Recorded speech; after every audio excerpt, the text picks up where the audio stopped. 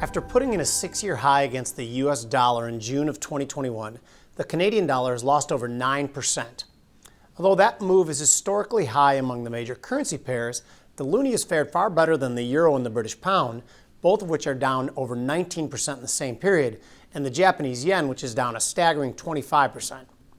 The loonie's relative strength compared to other currencies seems to be rooted in the Bank of Canada's aggressiveness in fighting inflation.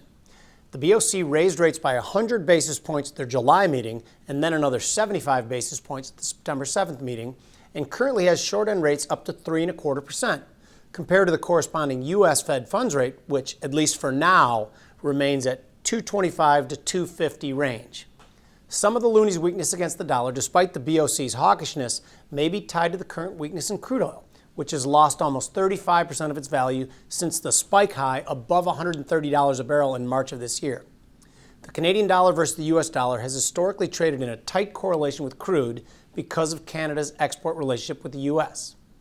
Now, the CME Group offers 3 different size currency contracts, the standard, the mini, and the micro, in order to match a trader up with their preferred risk tolerance.